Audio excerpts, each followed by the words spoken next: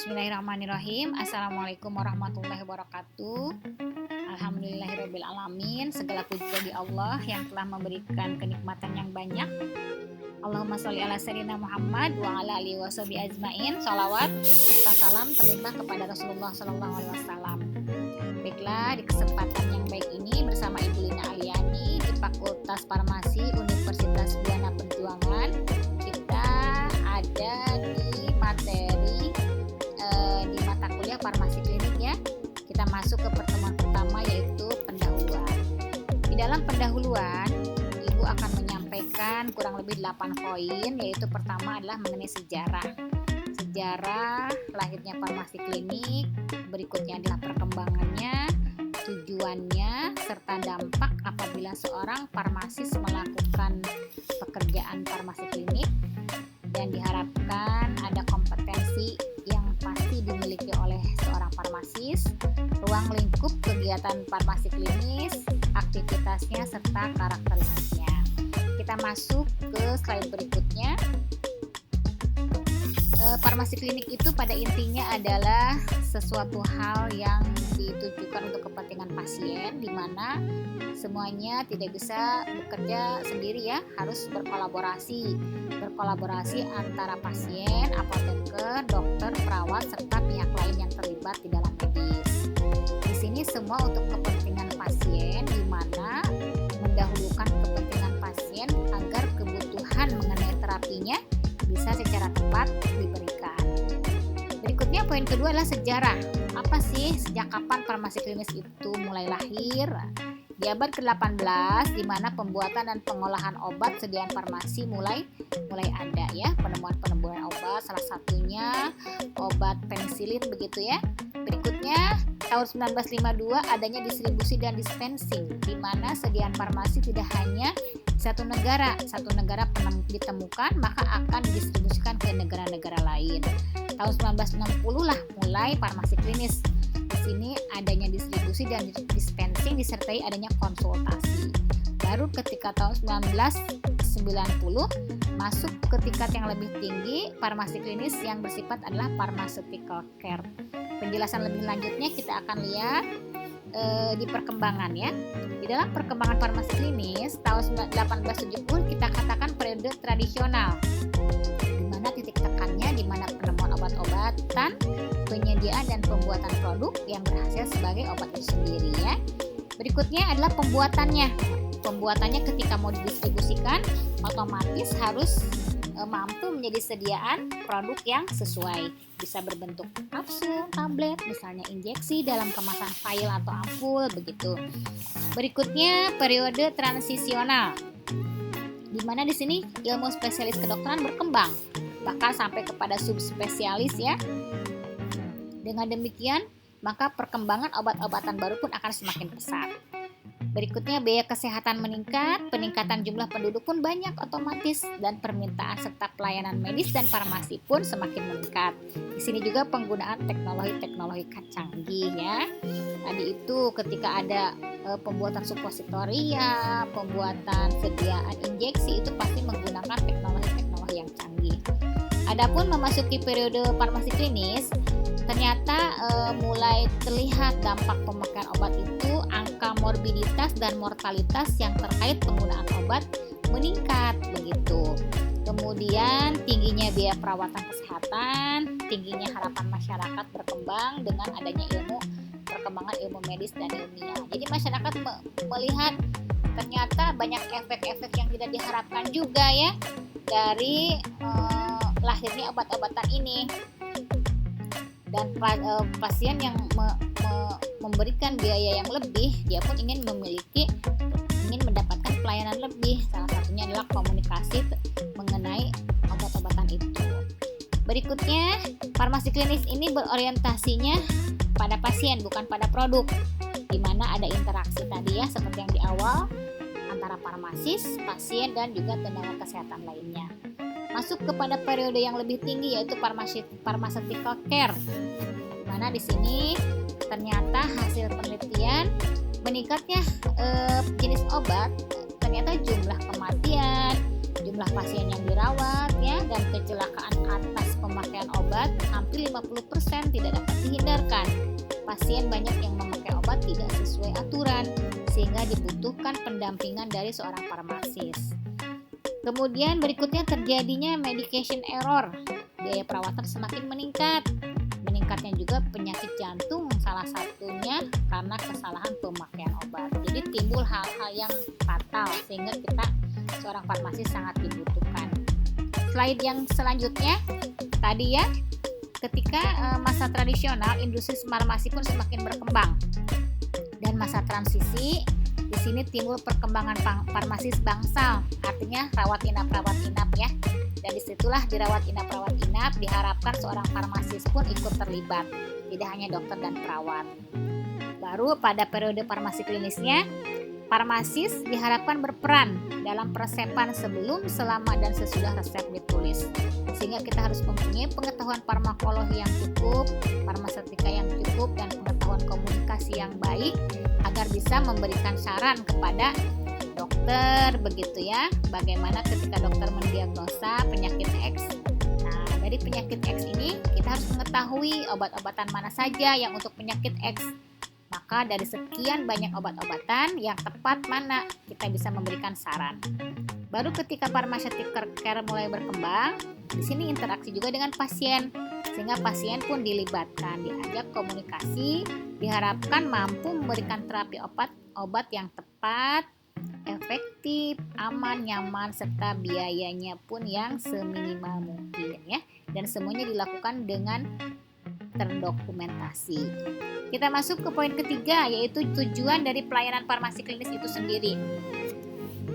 Pertama adalah efek terapi, itu yang pasti, efek terapi yang paling maksimal. Tandanya apa? Indikasinya tepat, pemilihan obat tepat, dosis sesuai, serta terapi pun selalu dievaluasi ya. Jadi adanya evaluasi. Poin keduanya, resiko pengobatan yang minimal, meminimalkan masalah ketidakamanan pemakaian obat. Ada yang meliputi efek samping obat, dosis, interaksi obat, serta kontraindikasi.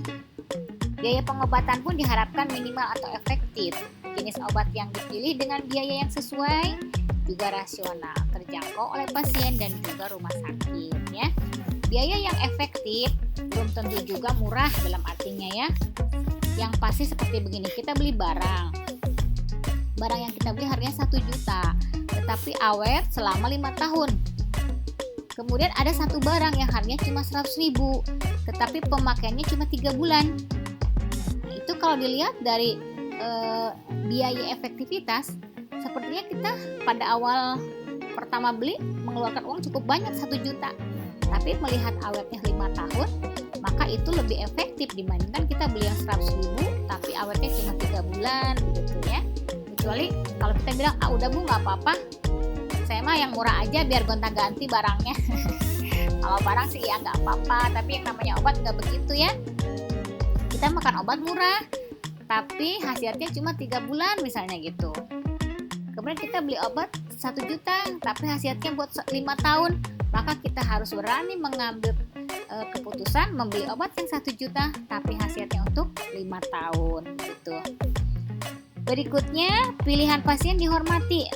Pasien dilibatkan dalam proses pengobatan. Pasien pun memiliki hak yang sama yang harus diterima semua pihak. Selama ini mungkin itu belum terjadi ya. Di rumah sakit mungkin kalian pernah berobat ataupun menemani ya keluarga berobat. Umumnya kita nggak pernah dilibatkan dalam pengobatan. Yang penting kita tahu aja apa yang kita masukkan, apa yang dimasukkan perawat atau dokter ke dalam tubuh kita sami'na wa ata'na begitu ya. Bahkan terkadang mau bertanya sungkan gitu. Kalaupun bertanya jawabnya dengan ketus umpama. Padahal itu tidak selayaknya seperti itu. Kita harus paham begitu ya. Apa sih yang terjadi kalau seorang farmasis melakukan farmasi klinis tadi? Banyak dampaknya, sesuatu yang positif ya. Gimana akan terjadi interaksi positif antara dokter, perawat, dan farmasis. Kemudian penerapan pengobatannya berbasis bukti. Perbaikan perawatan pasien dengan pelayanan yang standar dan konsisten. Mempromosikan praktek dengan biaya efektif. Pemberian obat dipastikan aman karena bersama-sama kolaborasi ya. Biasanya kita tahu hasil pemikiran 3 orang dengan pemikiran 1 orang pasti akan berbeda. Lebih baik ditanggung bersama lah begitu. Khasiat tercapai dan toksisitas pun minimal dan kepuasan kerja pun meningkat. Ketika kita mampu memberikan, sebetulnya itulah inti kebahagiaan ya. Bahagia itu salah satunya memberi begitu. Dan orang yang paling banyak memberi manfaat terutama kepada manusia lain itu adalah orang yang baik. Berikutnya poin kompetensi. Kompetensi seorang farmasis klinik itu harus mumpuni ya. Kita harus banyak membaca, banyak berdiskusi. Pertama, kita mampu mengaplikasikan pengetahuan terapeutiknya. Kemudian mengkorelasikan penyakit dengan pemilihan obat, menggunakan catatan kasus pasien. Karenanya itu di rumah sakit nanti akan khusus kita bahas di dalam standar Permenkes begitu. Ada penelusuran riwayat pengobatan pasien ya. Selanjutnya adalah menginterpretasikan data pemeriksaan lab. Kita pun harus belajar bagaimana menginterpretasikan misalnya seseorang cek gula darah, kemudian cek asam urat, cek hipertensi, kolesterol. Nah, bagaimana cara kita mampu menganalisa hasil lab tersebut ya. Selanjutnya menerapkan pendekatan penyelesaian masalah yang sistematik. Semuanya adalah kolaborasi. Jadi ketika ada keluhan pasien atau data dari dokter mengenai indikasi pasien, sebaiknya kita komunikasi lebih mendalam terhadap bisa riwayat hidupnya, hobi, kebiasaan, mungkin ada sejarah masa lalu. Ibu ambil contoh, seorang pasien didiagnosa jantung. Kita kalau orang yang care gitu ya, perhatian, bisa didiskusikan. Mungkin ada permasalahan dengan keluarga atau dia punya trauma ya. Misalnya dia mengalami pelecehan seksual atau dia mengalami kekerasan dalam rumah tangga, sehingga itu membuat dia menjadi ketakutan ya, dan akhirnya menjadi tidak bisa tidur. Tidak hanya kita memberikan secara singkat, kasih obat jantung aja, kasih obat tidur aja, tidak sesimpel itu idealnya. Sehingga ketika titik permasalahannya ketemu lewat komunikasi tadi, maka itu adalah yang terbaik. Dan yang berikutnya adalah mengidentifikasi kontraindikasi obat. Ada obat-obat tertentu yang tidak boleh untuk pasien tertentu. Misal pasien dengan kelainan gagal ginjal, pasien dengan riwayat asma dan sebagainya ya. Masuk ke poin 7, di mana kita mengenal reaksi yang tidak dikehendaki karena obat itu mungkin terjadi. Jadi kita harus rajin juga lihat-lihat jurnal. Jadi kita harus punya spesialisasi. Misalnya kita fokus mau ke obat jantung, maka pelajari segala macam obat jantung yang ada gitu ya. Kemudian kalau kita mau ke bagian paru boleh, mau ke sistem pencernaan boleh. Nah sekarang kalian mulai dari sekarang, aku lebih menyukai obat yang mana begitu yang akan diperdalam, sehingga ketika dokter ingin komunikasi atau siapapun ingin komunikasi dengan obat jantung misalnya, maka akulah spesialisasinya. Bagusnya seperti itu ya. Kemudian juga membuat keputusan tentang formulasi dan stabilitas obat. Jadi selain kita memahami farmakologi, cara kerja obat, kita pun harus mampu memberikan penyajiannya yang menarik dan tepat sasaran begitu. Jangan keliru. Misalnya ada obat yang tidak bisa digerus, kita nggak paham, malah kita menggerusnya, dan itu pasti akan merusak. Ketika formulasinya rusak, maka otomatis khasiat dan efektivitasnya pun akan menjadi rusak. Ibarat makanan ya, ketika kita makan dengan penyajian yang lebih menarik, maka kita akan memiliki kepuasan tersendiri ya. Kemudian semuanya dikaji ya, mengkaji literatur medis dan obat, menulis laporan medis, merekomendasikan pengaturan dosis, mengkomunikasikannya kepada tenaga medis lainnya. Nah, di sini juga mampu berkomunikasi, menanggapi pertanyaan secara lisan. Ketika ada orang bertanya, apa efeknya, apa yang terjadi ketika makan obat ini, kalau ada gejala begini seperti apa cara penanganannya. Nah, itu dikomunikasikan, atau mungkin ada pertanyaan-pertanyaan khususnya dari pasien. Membuat instruksi atau perintah yang jelas. Jadi jangan sampai menimbulkan salah interpretasi begitu ya. Jadi salah pengertian begitu. Jadi harus jelas. Berargumentasi terhadap satu kasus. Jadi kalau kita udah memiliki literatur yang cukup, kemudian kita mendiskusikannya dengan pihak lain dan pihak lain berbeda pendapat, kita tidak langsung emosi gitu. Kita harus belajar untuk untuk lebih bijaksana, kemudian berargumentasi, mempertahankan pendapat kita, tetapi dengan cara yang elegan ya. Berikutnya memberikan pendapat atau saran baik kepada pasien itu sendiri atau kepada profesionalitas kesehatan yang lainnya, khususnya dokter atau perawat ya. Dan selanjutnya menyajikan laporan kasus ketika itu ada kasus-kasus yang terjadi. Selanjutnya adalah ruang lingkup farmasi klinik. Ada 6 ruang lingkup farmasi klinik ya. Pertama adalah pasti ke pelayanan obat, di mana di sini informasi obat harus diberikan secara tepat ya, di mana informasi obat itu diperoleh secara ilmiah dan objektif, meliputi ada farmakologinya, toksikologi ya, kemudian indikasi obat, nama kimia, struktur serta sifat-sifatnya, mekanisme kerja, waktu onset dan durasi kerja. Jadi waktu obat itu mulai memberikan efek. Misalnya ada obat yang onsetnya 30 menit, juga ada obat yang 2 jam gitu. Dan durasi kerjanya ada yang sudah terekspresikan 24 jam, ada yang baru terekspresikan selama 2 minggu. Kita harus paham di situ. Kemudian ada dosis yang direkomendasikan. Sekalipun sudah ada data bahwa dosis layak ada, dosis maksimum ada, tapi pada pasien-pasien tertentu dengan berat badan tertentu, kita bisa merekomendasikan dosis yang tepat. Kemudian jadwal pemberiannya, baik saat makan, sebelum atau sesudah begitu ya, cara pemberiannya, bagaimana absorpsi metabolisme, detoksifikasi dan ekskresinya, efek samping, kontraindikasi serta interaksi jika ada penggunaan obat lain atau bahkan interaksi dengan makanan, minuman dan lain sebagainya ya. Setelah pelayanan informasi obat, kita masuk ke pelayanan pendidikan atau konseling pasien, di mana di sini kita mampu memberikan nasihat atau saran yang berkaitan dengan terapi obat. Jadi kita selalu menganggap pasien itu adalah keluarga kita. Kita harus selalu berpandangan positif.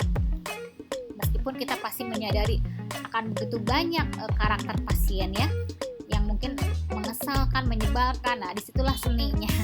Disitulah kita belajar untuk bisa menahan amarah ya. Berikutnya yang ketiga adalah pemantauan pelaporan reaksi obat yang merugikan. Ketika kita konsultasi dengan pasien, mungkin ada beberapa pasien yang merasakan keluhan-keluhan terhadap reaksi obat yang merugikan. Nah, itu sebaiknya kita analisa ya. Menganalisa efek samping obatnya, mengidentifikasi obat-obatannya dan pasien yang mempunyai resiko yang tinggi ketika mengalami efek samping obat tersebut, kemudian mengisi formulir efek samping obat dan melaporkannya kepada panitia efek samping obat terapi nasional ya. Kita berarti ikut berperan dan ikut peduli atau ikut care di sini terhadap kondisi-kondisi yang dialami oleh pasien. Berikutnya poin yang keempat, partisipasi dalam evaluasi dan pemantauan terapi obat. Nah, tadi selain ketika efek samping itu terjadi, kita pun tetap harus memantau. Ibu bagaimana setelah makan obat, apakah merasa nyaman begitu kan? Atau ada yang ibu rasakan di luar biasanya? Jadi ada komunikasi, tetap dipantau ya. Di sini pemantauan bisa melakukan penerapan prinsip ADME, sifat fisikokimia dari obat itu sendiri begitu ya, kesesuaian terapi dengan regimen obatnya dan dengan jenis-jenis obat yang diberikan ya, duplikasi terapi. Jadi kalau ada ITER misalnya, kita harus memperhatikan bisa jadi maksimal pemakaian berapa lama ya, seperti obat-obat kortikosteroid atau obat-obat yang lain yang dimana pemakaiannya ketika dihentikan tidak boleh drastis, tapi juga ketika pemakaian yang berlebihan itu pun berbahaya ya. Kemudian tingkat pemenuhan regimen obatnya, interaksi obat juga dikaitkan dengan evaluasi efektivitas terapinya ya, untuk mengatasi efek samping obat. Juga barangkali ada toksisitas atau efek yang merugikan, atau adanya gejala fisik dan klinik yang sesuai dengan terapi obat pada penderita.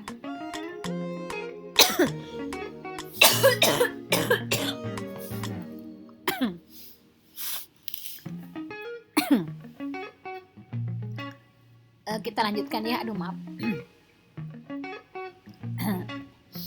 Kemudian kita mampu juga mencatat ya,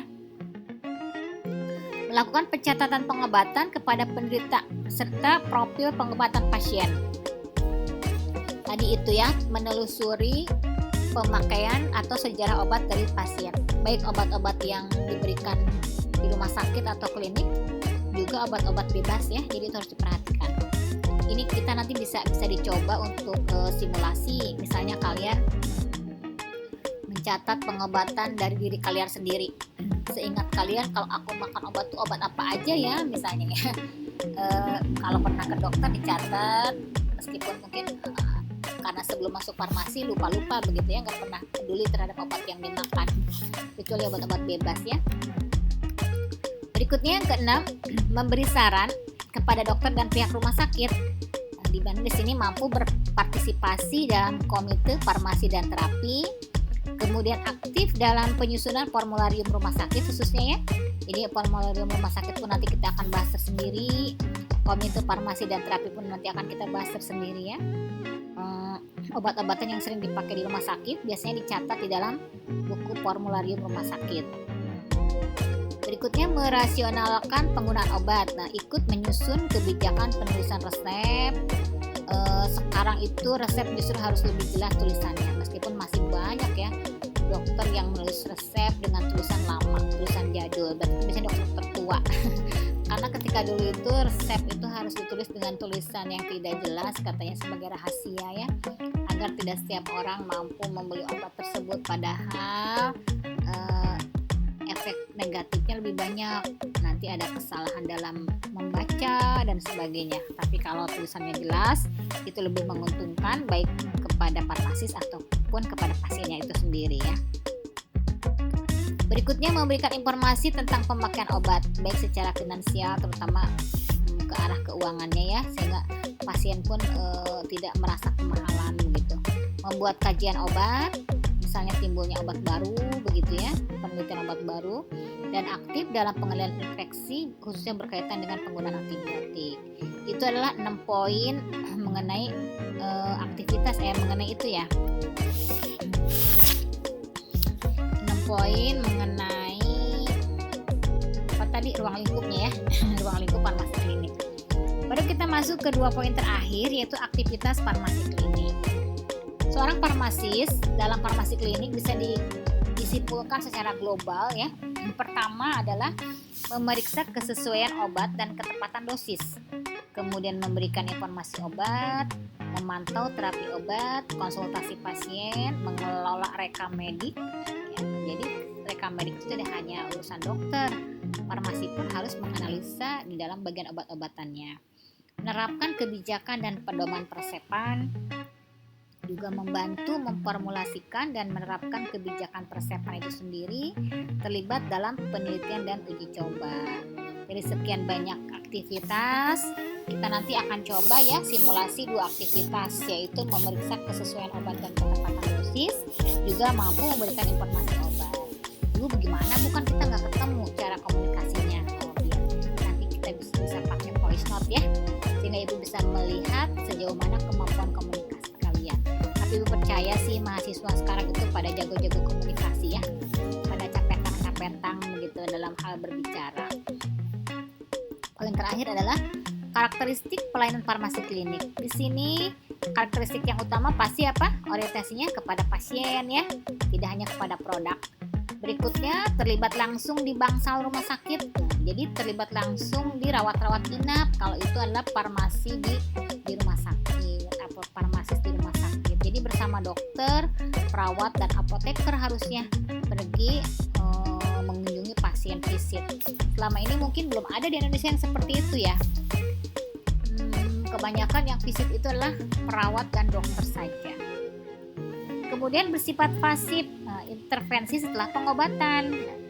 Jadi ketika diagnosa mah kita tidak ikut campur karena itu bukan bagian kita. Tapi ketika sudah didiagnosa baru kita masuk ya, baru intervensi ketika pengobatan. Didiagnosanya X tadi Ibu bilang, maka cari obat yang tepat untuk penyakit X itu. Bersifat aktif, memberi masukan kepada dokter sebelum pengobatan. Ketika diagnosa, maka sebelum meresepkan sebaiknya diberikan saran dokter tersebut ya. Atau bisa juga kita memberikan sarannya itu dengan kita sebelumnya memiliki buletin ya informasi obat. Kita mampu menerbitkan buletin informasi obat. Seperti kalau Jumatan ya ada buletin sholat Jumat begitu. Sehingga kita bisa memiliki argumen untuk berkomunikasi dengan dokter.